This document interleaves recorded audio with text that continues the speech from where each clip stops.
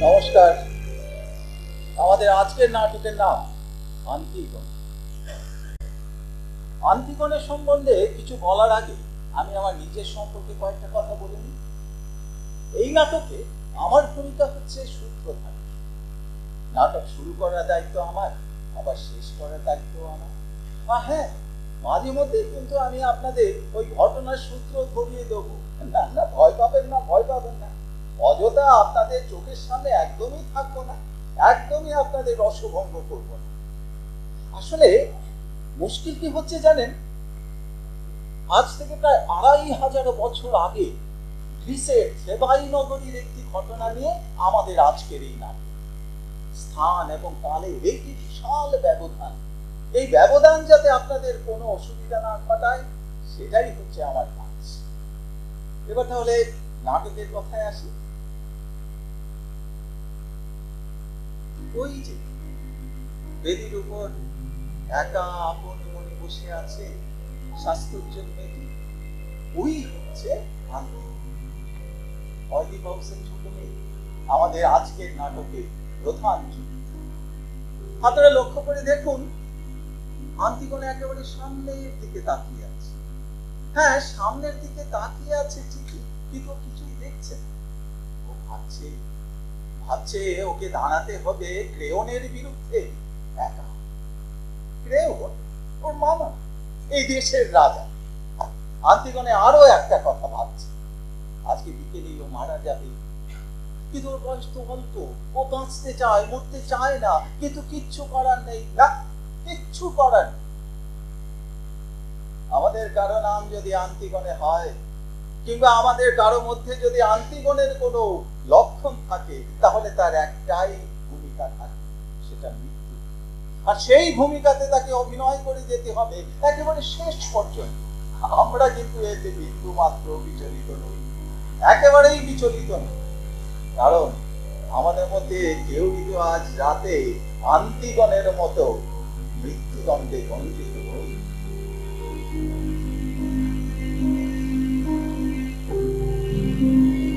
ওই যে মেয়েটি ওখানে দাঁড়িয়ে আছে, ও হচ্ছে ইসমেন, অয়দীপ হাউসের বড় মেয়ে, আন্তিগণের দিদি। ভীষণ ভীষণ উচ্ছল মেয়ে ইসমেন। আর ইসমেনের সঙ্গে দাঁড়িয়ে যে ওই তরুণ যুবকটি কথা বলছে, দেখতে পাচ্ছেন? ওই তরুণ যুবকটি হচ্ছে হিমেন। হিমেন রাজার ছেলে, থেবাইয়ের বর্তমান রাজা ক্রেওনের ছেলে। আমরা যদিও হিমনকে খুব ঘনিষ্ঠভাবে ইসমেনের সঙ্গে দাঁড়িয়ে কথা বলতে দেখছি, কিন্তু আসল ঘটনাটা হচ্ছে যে আন্তিগণের সঙ্গে ওর বিয়ে ঠিক হয়ে আছে। হ্যাঁ, আপনারা মনে করতেই পারেন আন্তিগণে তো হিমনের ধাঁচের নয়। হিমন পছন্দ করে নাচ গান, খেলাধুলা, হইচই।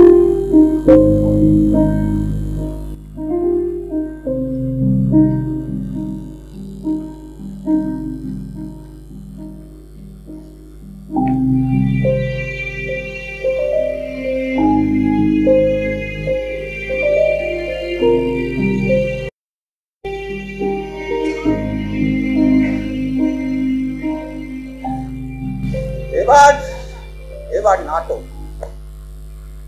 অয়দীপ হাউসের মৃত্যুর পর ঠিক হয় যে তার দুই ছেলেই রাজা হোক, মালা করে এক এক বছর এক একজন। সেই ব্যবস্থায় দুই ছেলেরই মত ছিল।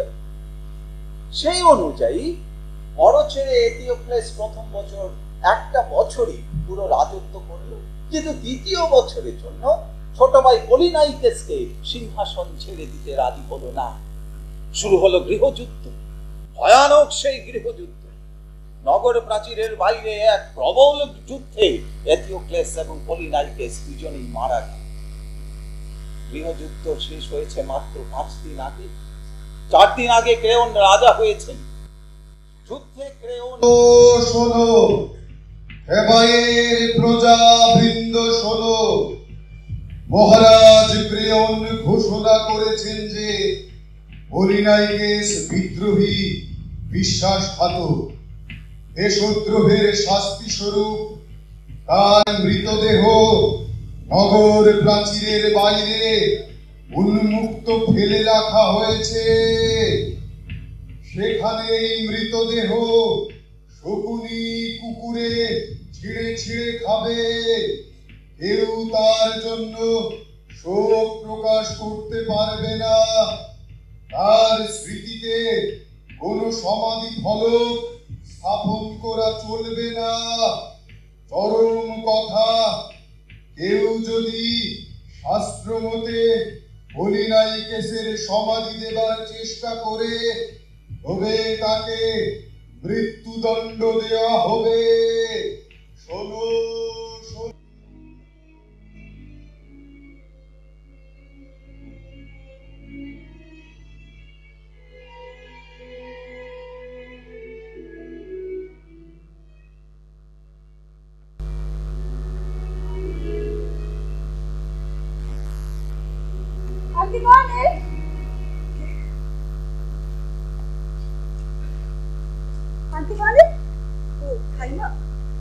কোথায় গিয়েছিলে? কোথাও না। আমি যখন বেরিয়েছিলাম তখন সারা পৃথিবীটা ছিল অন্ধকার, আর এখন যেন জল রঙের ছবি, হালকা লাল, হলুদ, সবুজ। ভোরের জন্ম দেখতে হলে তোমাকে আরো সকাল সকাল উঠতে হবে খাইমা। আমি যখন তোমার ঘরে গিয়েছিলাম তখন ঘরটা ছিল ফুটফুটে অন্ধকার। ঘুমের মধ্যে লেপ ছুঁড়ে ফেলে দেওয়া তোমার চিরকালের অভ্যাস। তাই দেখতে গিয়েছিলাম। লেপ ঠিক জায়গাতেই ছিল, তুমি ছিলে না। মাটিগুলো সব হালকা শিশিরে ভেজা। একটা কিছু ঘটবার অপেক্ষা করছিল। সারাটা পৃথিবী নিঃশ্বাস বন্ধ করে অপেক্ষা করছিল। আমি বকবক করেই যাচ্ছি, মেয়ের হুঁশই নেই। ভাবটা এমন যেন কিছুই বুঝতে পারছে না। তা এতক্ষণ কোথায় ছিলে? তুমি বাইরে গিয়েছিলে কার সঙ্গে দেখা করতে, তাই না? বলো। হ্যাঁ ধাইমা, আমি একজনের সঙ্গে দেখা করতে গিয়েছিলাম। কোনো বখাটে ছোটটার সঙ্গে? হ্যাঁ ধাইমা, আমি একজনকে ভালোবাসি। বাহ বাহ, সুন্দর। একজন রাজার মেয়ে মাঝরাতে বেরিয়ে যাচ্ছে পুরুষ মানুষের সঙ্গে দেখা করতে। আমরা এদিকে দাসী বৃত্তি করছি, খেটে খেটে হাড় কালি করছি, কেননা তোমাকে রাজার মেয়ের উপযুক্ত করে মানুষ করতে হবে। তোমরা সবাই একই, সবাই, এমনকি তুমিও।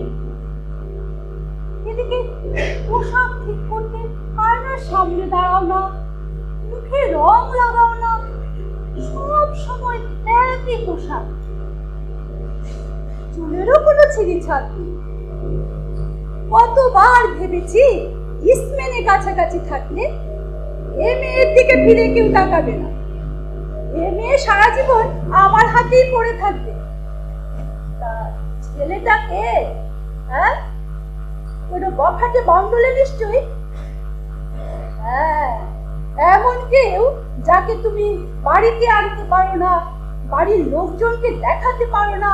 এই হচ্ছে। কিন্তু আজ না, আজ আমি কিছুতেই ছোট হব না।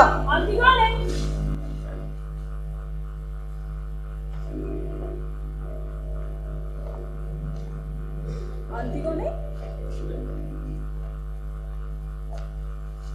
কি করছিস? এই ভোরে ওঠে, এবার দুজনেই পাগল হয়ে গেছে। খাইমা, খাইমা তুমি এখন এসো। ঠিক আছে, তুমি বরং আমাদের জন্য একটু খাবার করে আনো। আহারে, মেয়েটার মাথা ঘুরছে। আসলে পেটে কিছু নেই তো। আমি যাই, একটু দুধ নিয়ে আসি। হ্যাঁ,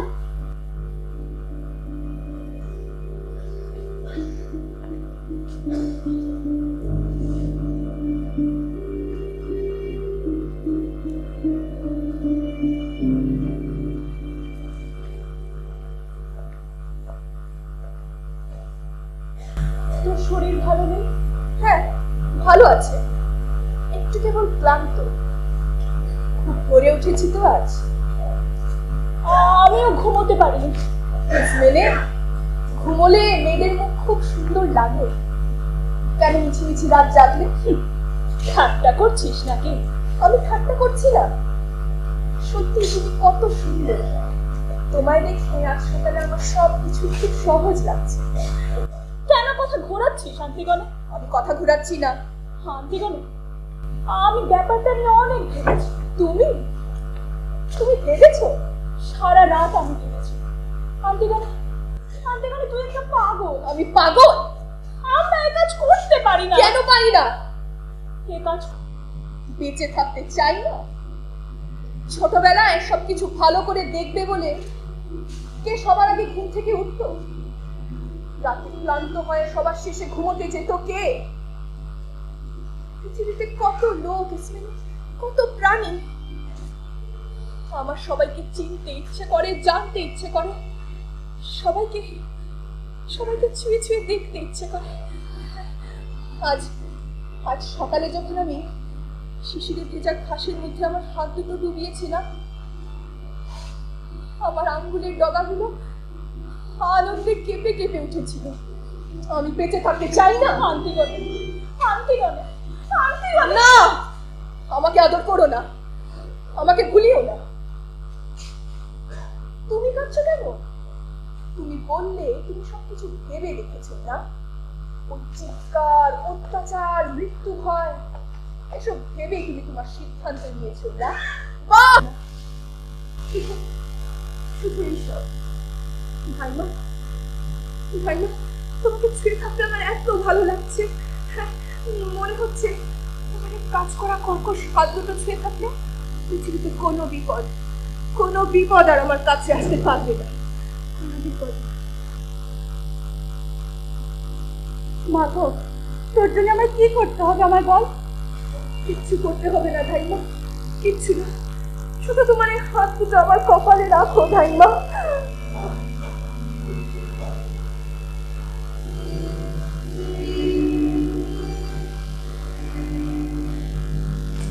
আর আমার ভয় করছে না। ভূত, প্রেত, দৈত্যী, দানব, কাউকে না। ধাইমা,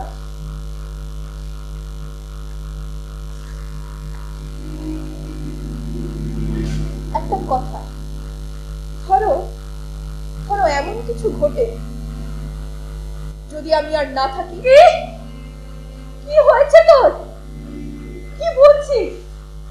কি হয়েছে? আন্টি বলে আমার আর কিছু ভালো লাগছে না।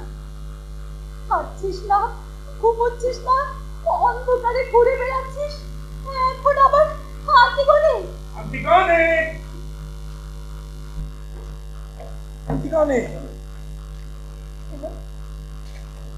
তুমি আমাকে ক্ষমা করো। ক্ষমা?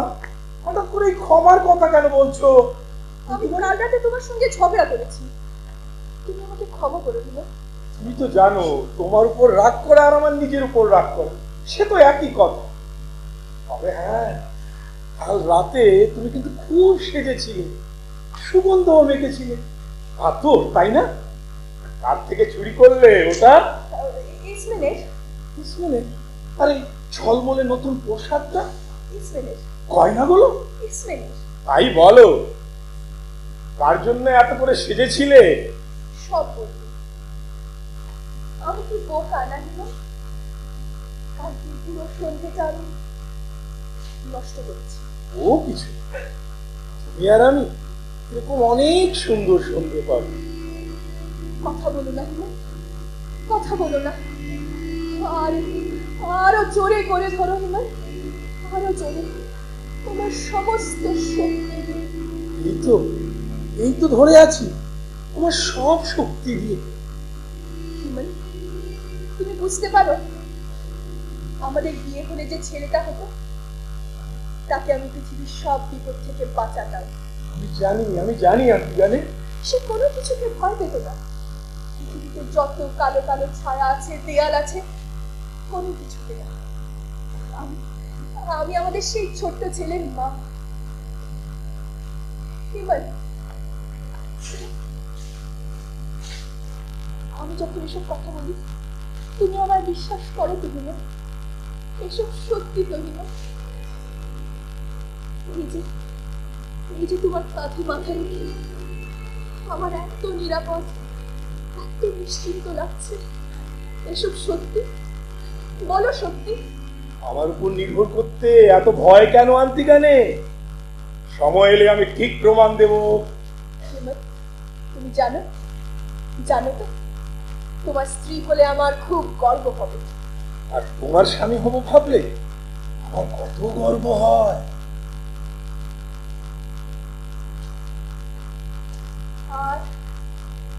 আর দুটো কথা হিমাল। দুটো কথা? এই দুটো কথা শোনার পর তুমি এখান থেকে চলে যাবে। মানে? কথাগুলো তোমার যত অদ্ভুতই লাগুক না কেন, যত খারাপই লাগুক না কেন, কোনো প্রশ্ন করবে না। প্রতিজ্ঞা করো। প্রতিজ্ঞা? কিসের প্রতিজ্ঞা? কথাগুলো শোনার পর তুমি এখান থেকে চলে যাবে। আমার দিকে একবারও না তাকিয়ে তুমি চলে যাবে। আন্তিগানে, ঠিক আছে প্রতিজ্ঞা করছি, কিন্তু তুমি এত করে চাইছো কেন? তুমি তো জানো তুমি যা চাইবে আমি তাই করব। আপনার সঙ্গে দেখা করতে চাই। মৃতদেহের সামনে প্রহরী,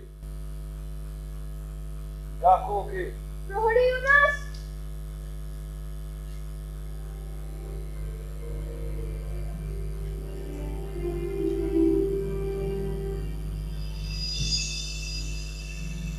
প্রহরী ইউনাস।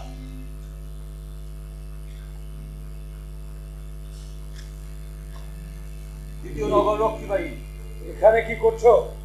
মহারাজ, ঘটনাটা ঘটতেই আমরা বললাম অন্য কেউ জেনে ফেলবার আগে মহারাজকে ঘটনাটা জানাতে হবে। তা আমরা 5-7 দান ফেলে ঠিক করলাম কে যাবে, কে গিয়ে আপনাকে খবরটা দেবে। তা আমার উপরই আসার ভার পড়লো। ওরা দুজন ওখানে কোনো গন্ডগোল হয়েছিল?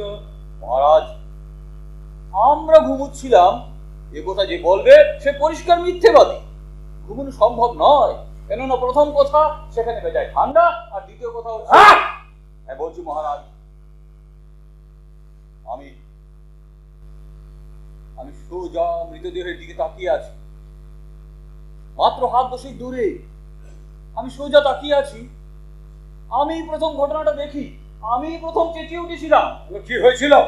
মহারাজ, ওই মৃতদেহের পাশে কেউ একজন এসেছিল মহারাজ, ওটাকে সমাধি দিয়ে দিয়েছে, তবে সবটা নয়। আমরা 3 জন ওখানে দাঁড়িয়ে, সবটা তো সম্ভবই ছিল না, একটু মাটি দিয়ে ঢেকে দিয়েছে ব্যাস। গুলি নাইকেসের মৃতদেহ মাটি দিয়ে ঢেকে দিয়েছে আমার আগে সামান্য করে। কে? কার এত সাহস? তা জানি না মহারাজ, আমরা অবশ্য তক্ষুনি খুঁজতে শুরু করি।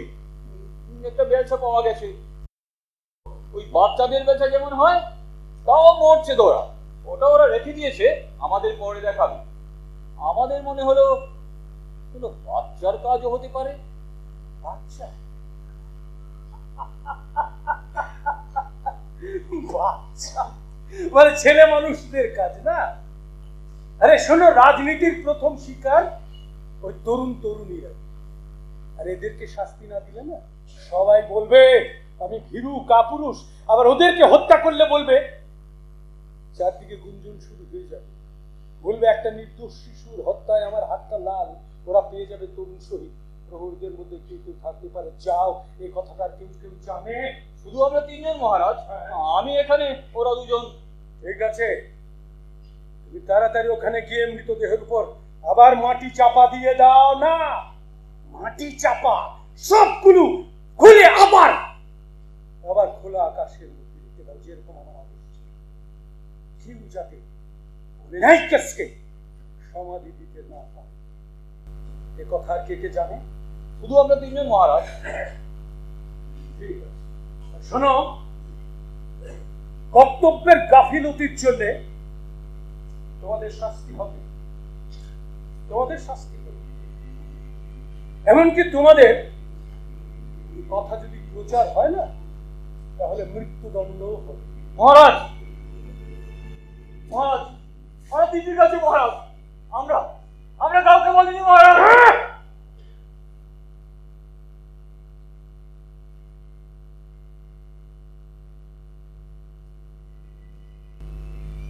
শোনো, যাও, যদি এই কথাটা প্রচার না হয় তাহলে তোমাকে কিছু করা হবে না। যাও।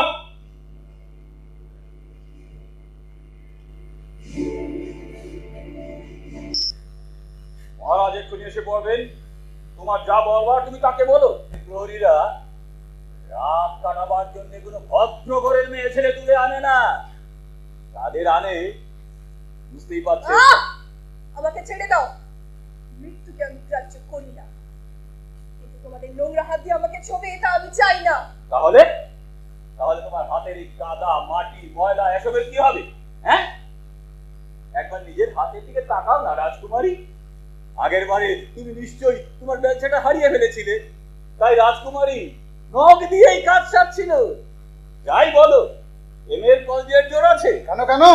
আরে সামান্য খানিকক্ষণের জন্য আমি পেছন ফিরেছি, হঠাৎ ফিরে দেখি এই মেয়ে নখ দিয়ে মাটি আঁচড়াচ্ছে একেবারে পরিষ্কার দিনের আলোয়। তারপর তারপর যখন ধরলাম গিয়ে ওকে চেপে, ও আছড়ে খামছে আমার দফা নিকেশ করে ফেলে আর কি। আর কি চিৎকার! আমার এখনো শেষ হয়নি, শেষ করতে দাও, শেষ করতে দাও। এই শোনো শোনো, মেয়েটিকে ধরিয়ে দিতে পারলে আমাদের কিছু পুরস্কার মিলবে। টাকাটা পেলে কি করবে? খানা পেনা? বাজারের পেছনে ওই সরাইখানায় গেলে কেমন হয়? হ্যাঁ, আচ্ছা আচ্ছা, তুমি কি ঠিক জানো পুরস্কার মিলবে? হ্যাঁ, কি করে জানলে? আমার কেমন যেন মনে হচ্ছে এটি এটি একটি বড় শিকার। আমি বসতে চাই।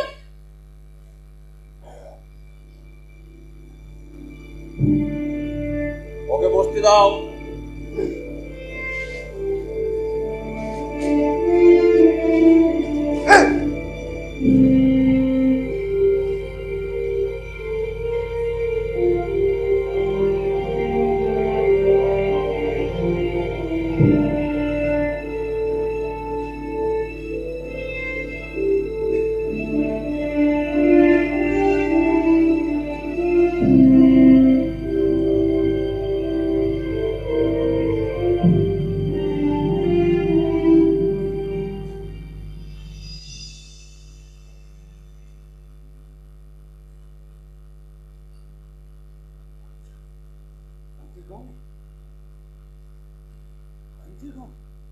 ওকে কোথায় পেলে? মৃতদেহের ঠিক পাশে মহারাজ। ওখানেও কি করছিল? কি করছিল মহারাজ? সেজন্যই তো ওকে আপনার কাছে ধরে এনেছি। নখ দিয়ে আঁচড়ে খামচে মাটিগুলো তুলছিল, তার উপর আবার মাটি চাপা দেবার চেষ্টা করছিল মহারাজ। কি উন্মাদের মতো প্রলাপ বকছো? একেই জিজ্ঞেস করুন মহারাজ, আপনি আপনি ভাবতেও পারবেন না। আমি যখন দৌড়ে গেলাম ওর কাছে, ও আমায় দেখলো কিন্তু গ্রাহ্য করলো না, দৌড়ে পালাবার চেষ্টা করলো না, মাটি খুঁড়েই চললো তো খুঁড়েই চললো, কিন্তু আমি ওখানে নেই। তারপর তারপর যখন ধরলাম গিয়ে ওকে চেপে, ও আছড়ে খামছে কি চিৎকার শুরু করলো। আমার এখনো শেষ হয়নি, শেষ করতে দাও, মৃতদেহ পুরো ঢাকা হয়নি। সব সত্যি? হ্যাঁ, হ্যাঁ মহারাজ, যত তাড়াতাড়ি সম্ভব মাটিগুলো আমরা সরিয়ে দিলাম, তারপর বদলি লোকেদের ডেকে পাহারায় দাঁড় করিয়ে দিয়েছি। কাউকে আমরা কিছু বলিনি মহারাজ। তারপর ওকে ধরে এনেছি আপনার কাছে। ঠিক যা যা ঘটেছিল তাই আপনাকে বললাম মহারাজ। কাল রাতে হরিনাই কেসের উপর মাটি চাপা দিয়েছিল কে? তুমি? হ্যাঁ আমি। হ্যাঁ মহারাজ, ও নখ দিয়ে মাটি আঁচড়াচ্ছিল। মহারাজ, ওর হাতে হাত করা পড়িয়ে দেব। হ্যাঁ, তোমরা এখন যাও। যাও। আর শোনো, প্রয়োজন হলে তোমাদের বয়ানগুলো লিখে রাখা হবে, পরে কাজ লাগবে, তোমরা এখন যাও।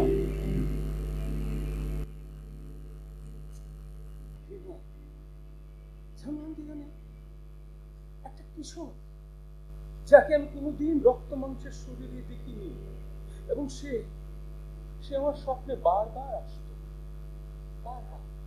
এবং সে আমাকে ওই স্বপ্নে বারবার হত্যা করতে চাইতো, বারবার। কিন্তু সে বারবার ব্যর্থ হতো, আর আমি তাকে বারবার ওই একই কথা বলতাম যে কেন সে আমাকে হত্যা করতে চায়, আর সে বারবার একটাই কথা আমাকে বলতো, সে আমাকে ঘৃণা করে।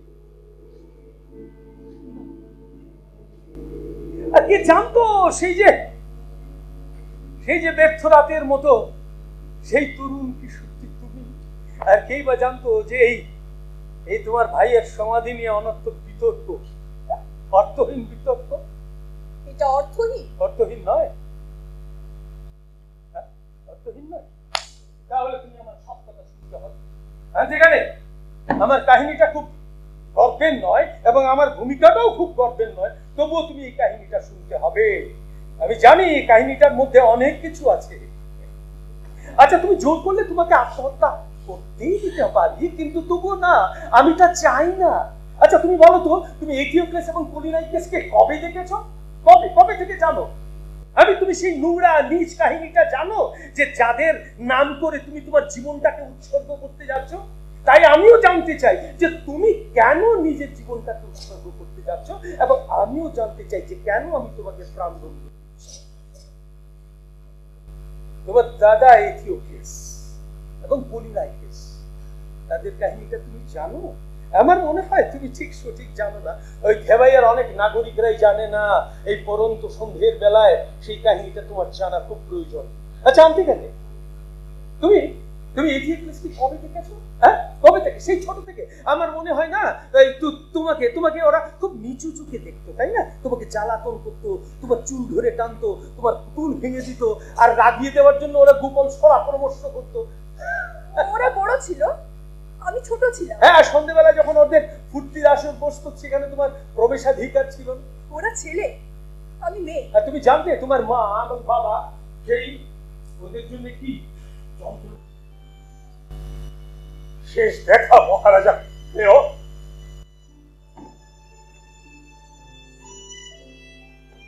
হেমন, হেমন, হেমন, হেমন, হেমন,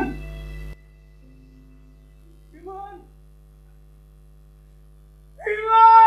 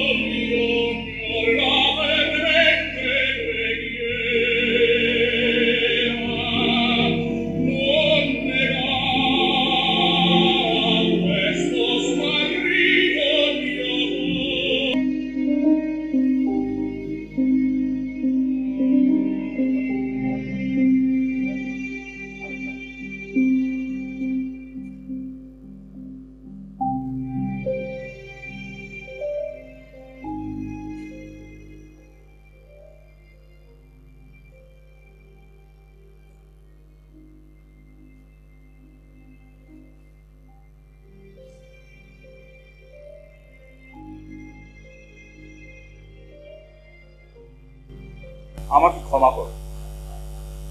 আমাকে ক্ষমা করো প্রিয়তমা আমার। আমি তোমাকে ভালোবাসি। শেষ? হ্যাঁ, শেষ। আরে অদ্ভুত চিঠি তো। হ্যাঁ আমি জানি। আচ্ছা আচ্ছা, আর একটা কথা লেখো। হ্যাঁ বলো।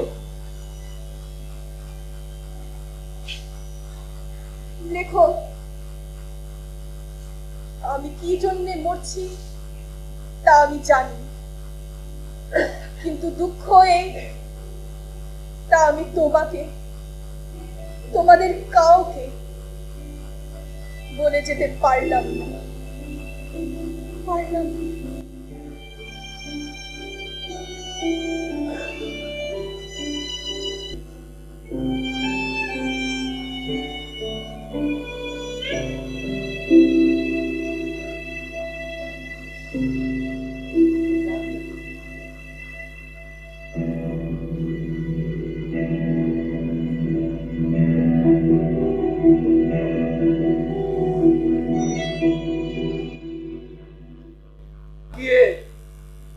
তার চোখে নিদারুণ ঘৃণা, দৃষ্টি যেন ছুরির কলার মতো।